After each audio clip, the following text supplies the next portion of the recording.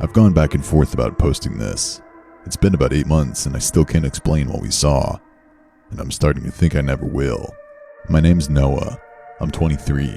I live in coastal Georgia, and I grew up about 40 minutes outside of Savannah in a small town that sits along the edge of a tidal marsh.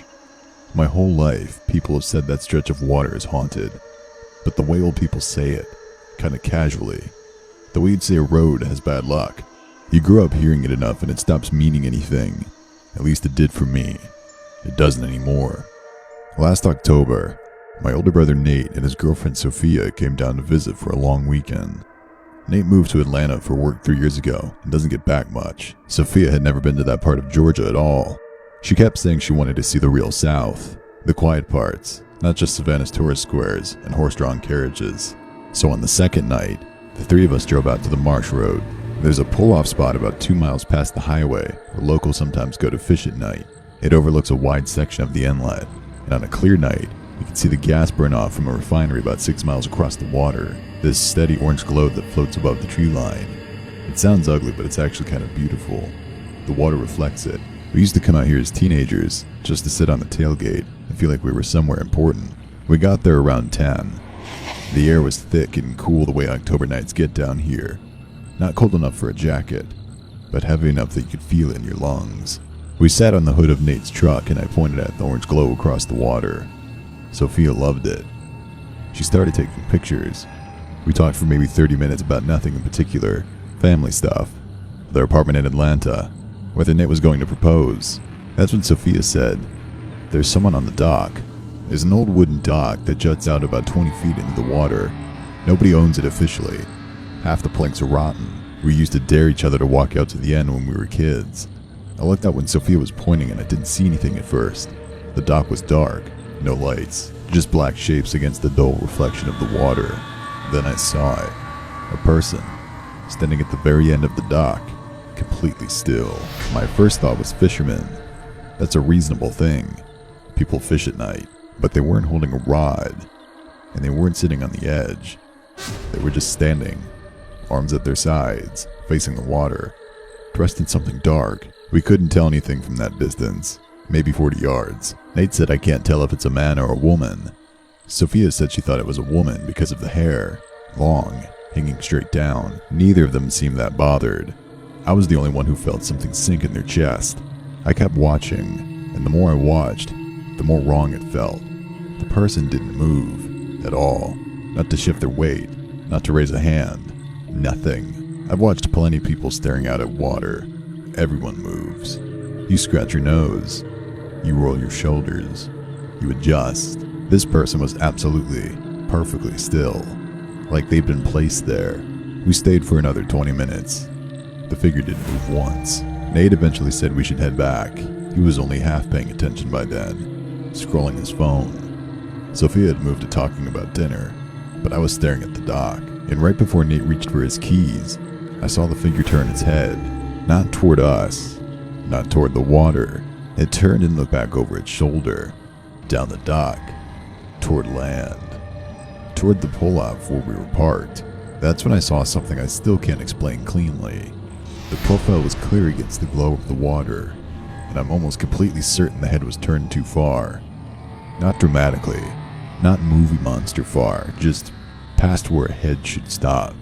A few degrees past natural, like a dial turned slightly beyond its range. Then it stopped off the dock, not into the water, toward us. It moved off the dock onto the bank in one motion and just started walking. Fast. Not running yet, but fast. With that same wrong stillness in the upper body. Arms not swinging. Head locked in one direction. The legs were moving, but everything above the waist was rigid. It covered the distance between the dock and the tree line in seconds. And that's when Sophia made a sound I'd never heard from her before. Not a scream. Something lower. Like the sound left her before she decided to make it. "Nate," I said.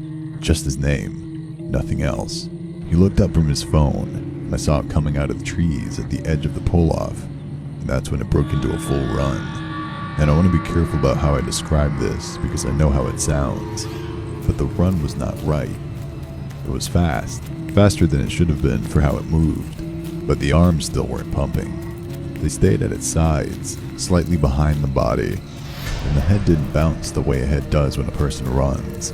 It stayed level, fixed on us the whole time.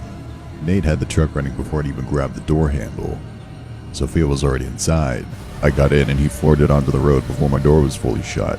And I grabbed the handle and pulled it closed and looked in the side mirror, and it was still coming. Still running. Still that same locked, rigid posture, closing ground at the edge of the headlights. And then the road curved, and it was gone. Nobody talked for the first few minutes. Then Sophia said something so quiet, I almost didn't hear it. She said, "It didn't make any sound, but it was running, on the gravel. Did you notice that? It didn't make any sound." I had noticed. I just didn't let myself think about it yet.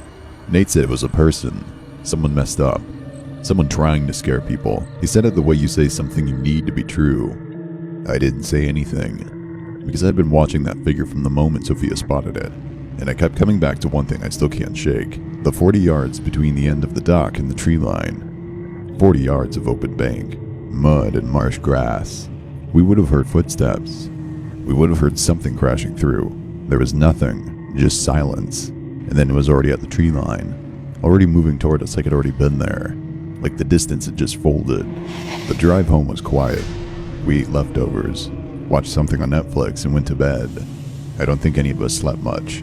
2 weeks later, I mentioned the dock to my mom, casually, the way you'd mention any story.